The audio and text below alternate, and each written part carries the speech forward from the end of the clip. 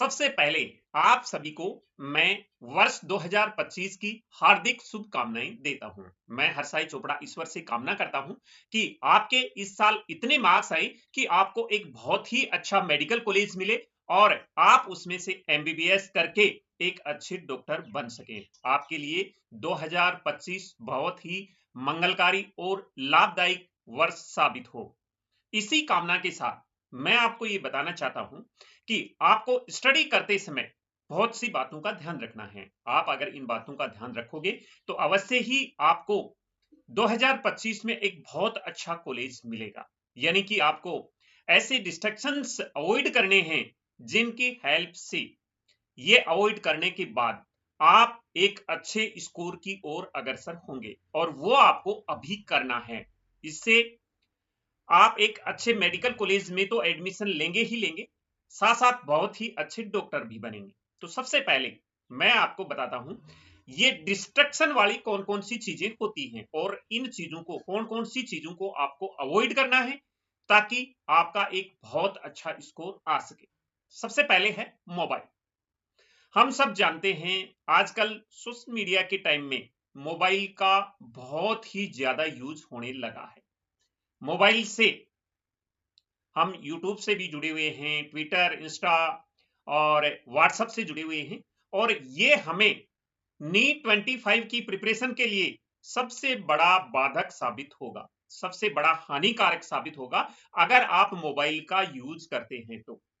Mobile का use सिर्फ आपको करना है पेरेंट्स से बात करनी है या फिर आप किसी क्वेश्चन में अलझ गए हैं उसका सॉल्व करना है तो वो भी आप मोबाइल पे देख सकते हैं। इसके अलावा आप मोबाइल का बिल्कुल यूज नहीं करें, आप बिल्कुल अवश्य सफल होंगे। जैसे ही आप व्हाट्सएप पर देखते हैं, यूट्यूब पर देखते हैं, आप सोचते हैं थोड़ी देर में यूट्यूब देख लेता हूं उसके बाद तो मैं स्टडी करूंगा ही करूंगा, लेकिन उसके बाद स्टडी नहीं हो पाती है। जैसे ही आप व्हाट्सएप ओपन करते हैं, टिक से किसी का मैसेज आया, आप सारी पढ़ाई आपकी डिस्टर्ब हो जाती है। आप सोचते हैं अभी अभी मैं यूट्यूब देख लेता हूं, इंस्टा देख लेता हूं, ट्विटर देख लेता हूं, बाद में छोड़ दूंगा, लेकिन वो बाद में छूटता नहीं है। आपको एक पक्का निर्णय, एक पक्का निश्चित ये इस प्रकार से करना होगा कि मेरे को आज के बाद मोबाइल नहीं देखना है। अगर आप 2025 में सेलेक्ट होना चाहते हैं तो मोबाइल को आज ही छोड़ दो। उस पे जरूरी इंफॉर्मेशन देखने के अलावा आप मोबाइल पर कुछ भी नहीं देखना है आपको। सिर्फ पेरेंट्स से बात करने के लिए या फिर आप किसी क्वेश्चन का एजुकेशन के लिए यूज करना है इसको, न कि आपने अपने रिक्रिएशन के लिए यूज करना है। तो ये सबसे बड़ा बाधक रहेगा आपकी पढ़ाई में। मोबाइल सबसे बड़ा बाधक है, इसको आप साइड रख दो। मैं आपको गारंटी के साथ कहता हूं आप मेहनत करते हो जरूर सफल होंगे। दूसरी चीज है यहां डिसिप्लिन। अगर आप डिसिप्लिन के साथ में स्टडी करते हैं, सारी आपकी दिनचर्या है वो डिसिप्लिन के अकॉर्डिंग है, तो आप लाइफ में कभी पीछे नहीं रह सकते। ये तो नीट का प्रिपरेशन है, नीट के प्रिपरेशन के अलावा भी इंसान की जिंदगी में डिसिप्लिन बहुत ही जरूरी है। डिसिप्लिन से अगर आप स्टडी करोगे आप अवश्य ही सफल होंगे। डिसिप्लिन का मतलब है आपको सुबह टाइम से उठना है, टाइम से कोचिंग जाना है, टाइम से क्लास लेनी है, टाइम से स्टडी करनी है, टाइम से खाना खाना है और टाइम से सोना है। ये सारा का सारा डिसिप्लिन के अंदर ही आता है। अगर आपका ये डिसिप्लिन सही है, आपको नीट 25 की एग्जाम में सिलेक्शन होने से कोई नहीं रोक सकता, ये मैं गारंटी के साथ में कह देता हूं। तो डिसिप्लिन बहुत ही जरूरी है यहां पर। तीसरी चीज डे एक्टिविटीज। अभी डे एक्टिविटीज क्या है, आप दिन में क्या करते हैं, आप देखें आप दिन में क्या करते हैं। देखो नीट 25 की अगर आप प्रिपरेशन कर रहे हैं तो आपको बाकी सारी चीजें छोड़नी पड़ेंगी। जैसे फ्रेंड्स के साथ में घूमना है, रिलेटिव के साथ में घूमना है या फिर किसी अदर के साथ में आप घूमने के लिए जा रहे हैं, ये सारे आपको छोड़ने पड़ेंगे एग्जाम तक। मतलब जनवरी, फरवरी, मार्च, अप्रैल 4 महीने आप इन सबको भूल जाओ। आपके परिवार में अगर कोई भी फंक्शन हो रहा है उसको भी आप भूल जाओ। आप इन 4 महीनों के अंदर, 4 मंथ का मतलब है 120 डेज, इन 120 डेज के अंदर आपको सब कुछ भूलना होगा। सिर्फ नीट 25 की तैयारी करना ही आपके लिए रहेगा, वही काम रहेगा एक बाकी आप ये सब छोड़ दो, दोस्तों के साथ में घूमना छोड़ दो, आप रिलेटिव के साथ में घूमना छोड़ दो, ये सारे के सारे फंक्शन वगैरह जो भी आपकी फैमिली में आ रहे हैं वो सारे के सारे छोड़ दो इस समय, क्योंकि अभी टाइम नहीं है। अभी आपके पास में जो 4 महीने का समय बचा है ये सिर्फ स्टडी के लिए ही बचा है, तभी आप सक्सेस हो पाएंगे नीट 25 में, क्योंकि कंपटीशन इतना ज्यादा बढ़ गया है। पहले वाली बात रही नहीं है। पहले आराम से खेलते खेलते एडमिशन हो जाता था, 450 पर 480 पर सिलेक्शन हो जाता था, लेकिन आजकल कंपटीशन काफी हो गया है और ऑनलाइन का टाइम आ गया है, इसलिए आपको डे एक्टिविटीज में वही करना है, सिर्फ नीट की प्रिपरेशन करनी है। इसके बाद नेगेटिव थिंकिंग। अभी से अगर आपने हार मान ली तो फिर आप आगे नीट क्रैक नहीं कर पाएंगे। आपको एक निश्चय बनाना है, आपको एक पॉजिटिव थिंकिंग अडॉप्ट करनी है कि मेरा इस बार नीट 25 में सिलेक्शन होगा, मैं मेहनत करूंगा, मैं डॉक्टर बनूंगा। आप अपने सामने, अपने स्टडी टेबल के सामने आप लिख के रख लो कि मेरे को डॉक्टर बनना है और डॉक्टर बनने के लिए मेहनत करना है। मेहनत करने के लिए मैं लगातार सब कुछ त्याग दूंगा, स्टडी करूंगा, बाकी और मैंने कुछ भी नहीं करना है, सिर्फ मैं मेहनत करूंगा। तो ये आपने पॉजिटिव थिंकिंग लेके, जैसे कि मान लो आप अभी एग्जाम देने जा रहे हैं, आपके जो डेली टेस्टेज हो रहे हैं, टेस्ट हो रहे हैं, उन टेस्ट में आपके मार्क्स कम आ गए तो आप निराश ना हो। ये ना सोचें कि मेरा तो इस बार होगा ही नहीं, चाहे कुछ भी हो मेरा इस बार नहीं होगा, मैं अगली बार करूंगा, ऐसा नहीं सोचना है बिल्कुल भी। आपको यही सोचना है कि मैं मेहनत कर रहा हूं तो भगवान एक दिन मेरे को इस मेहनत का फल जरूर देगा, मेरा सिलेक्शन नीट 25 में अवश्य ही होगा और होगा भी, ये कंफर्म होगा। मैं आपको गारंटी के साथ कहता हूं कि अगर आपकी थिंकिंग सही है, पॉजिटिव थिंकिंग सही है, आपको कोई सिलेक्शन से रोक नहीं सकता है। टेस्टों में किसी में कम ज्यादा आते रहते, निराश नहीं होना है। चींटी वाली बात आपने याद रखनी है, कितनी बार दीवार पर फिसल के गिरती है और उसके बाद एक बार सफल जरूर होती है वो। इसके बाद में है ओवर कॉन्फिडेंस। आपके अंदर जितनी काबिलियत है उससे ज्यादा अपने आप को आंकना। ओवर कॉन्फिडेंस, मैं तो ये कर लूंगा, मैं वो कर लूंगा। मैं आपको आज से 4 साल पहले की बात बता रहा हूं, एक स्टूडेंट मेरे को मिला, क्योंकि मैं रहता ही स्टूडेंट्स में हूँ, नीट वाले स्टूडेंट में रहता हूँ, उनकी हर एक्टिविटी को देखता हूँ, तभी मैंने ये वीडियो बनाया है, क्योंकि मैं जानता हूँ कि बच्चे गलती कहाँ कहाँ करते हैं। मैं 4 साल एक नीट एस्पिरेंट से मिला 4 साल पहले, उनसे पूछा कि भाई आपका इस बार सिलेक्शन हो जाएगा या फिर आपका क्या एम है, आप ये सोच के चल रहे हैं कि मेरा अगली बार होगा सिलेक्शन, नहीं होगा, क्या है।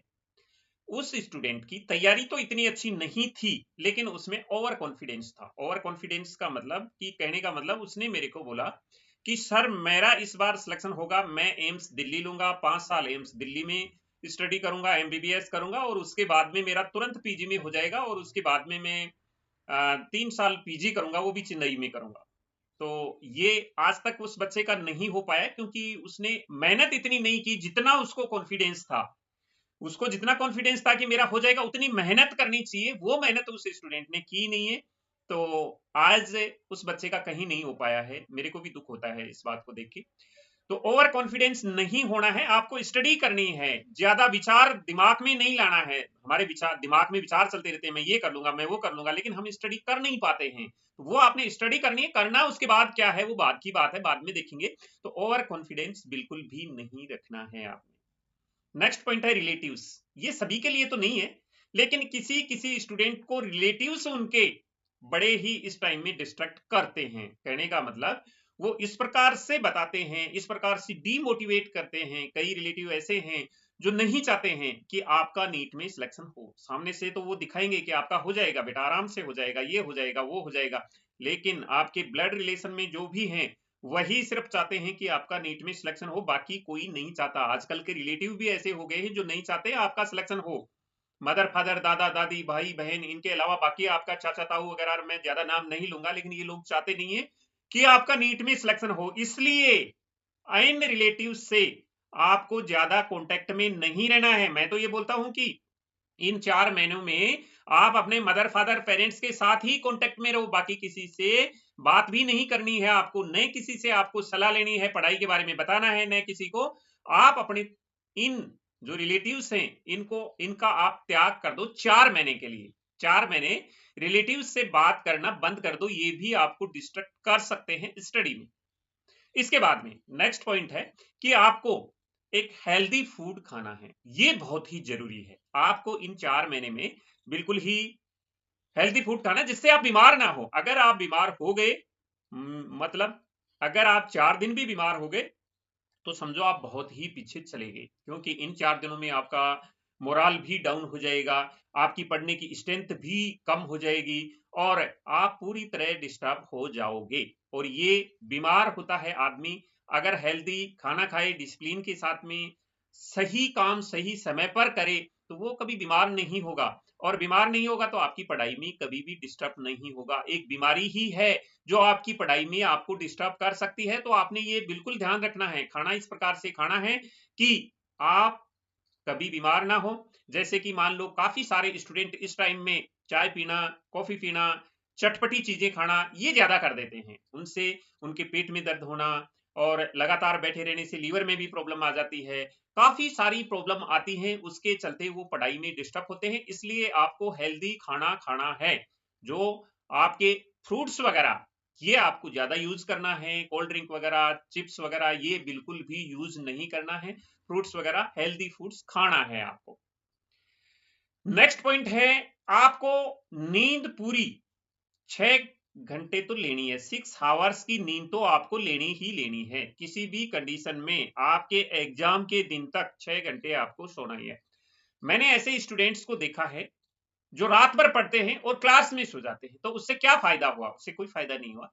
तो आपको एक डिसिप्लिन के अंडर इतने हावर्स मेरे को सोना है तो सोना ही है। आप अगर 5 दिन एक कंटिन्यू वही टाइम पर सोओगे तो उस टाइम पर आपको नींद भी आ जाएगी।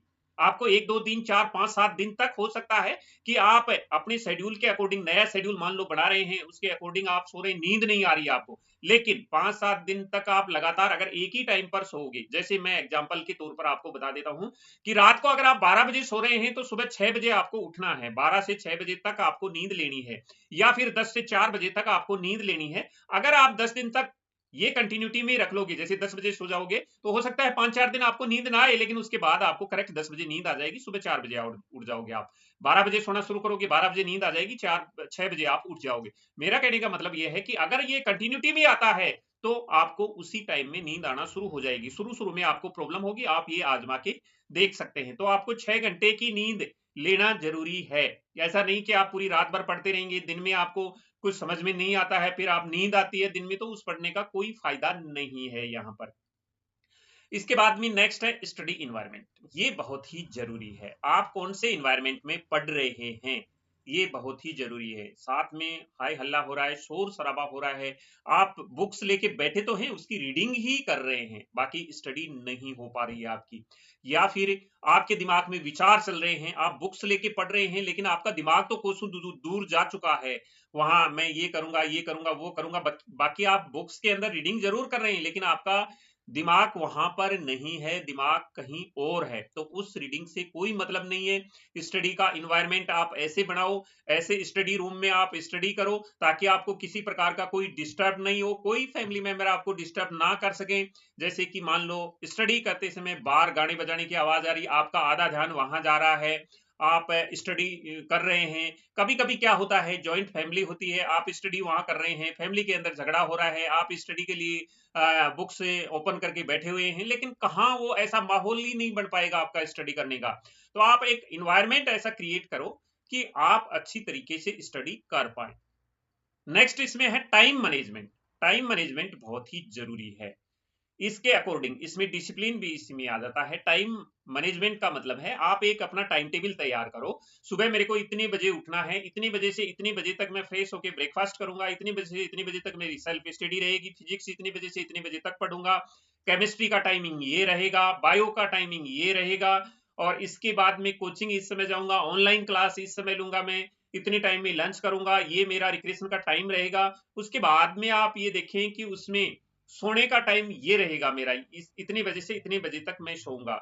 ऐसा नहीं है आप बिना टाइम के, आप बिना टाइम टेबल के, जैसे कि मान लो आप आज आपने 10 बजे तक पढ़ाई कर ली, कल 2 बजे तक पढ़ाई करोगे, परसों 12 बजे तक पढ़ाई करोगे, तो उससे माहौल में स्टडी नहीं हो पाती है। इसलिए टाइम मैनेजमेंट बहुत ही जरूरी है, आपको टाइमिंग के अकॉर्डिंग पढ़ना बहुत ही जरूरी है, डिसिप्लिन के अकॉर्डिंग पढ़ना बहुत ही जरूरी है। तो ये जो बातें थी, ये जो 10 बातें मैंने आपको बताई हैं, ये बातें मैंने प्रैक्टिकल के अकॉर्डिंग बताई हैं। स्टूडेंट्स की क्या क्या प्रॉब्लमें हैं आती हैं, क्या क्या वो गलतियां करते हैं, क्या क्या चीजें उनको दिक्कत आती है पढ़ाई में, ये मैंने सारा प्रैक्टिकल आपको बता दिया है। तो इनसे आप दूर रही, आप नीट 25 के लिए अवश्य ही एक अच्छा स्कोर लेकर के आएंगे। और जब आप एक अच्छा स्कोर लेकर के आएंगे, तब फिर हम आपके साथ में होंगे आपका एडमिशन दिलाने के लिए। तो इन बातों का आपने ध्यान रखना है। बाकी जैसे ही और भी कोई अपडेट होगी नीट के रिलेटिंग, जैसे ही कोई अपडेट होगी तो हम आपको इन्फॉर्म जरूर करेंगे। आप हमारे चैनल को सब्सक्राइब करके रख ले। मैंने ये बोलता है कि आप मेरे ही चैनल को सब्सक्राइब करके रखो। मैंने आपको एक बताया है कि आप मोबाइल आपको काफी डिस्ट्रैक्ट करेगा, तो आप उन चैनल्स को सब्सक्राइब करके रख लो जो आपको इंफॉर्मेशन देते हैं, आपको टाइम टू टाइम बताते हैं यहाँ पर। तो ये जानकारी थी। बाकी मिलेंगे नई अपडेट के साथ नए वीडियो में, तब तक के लिए जय हिंद।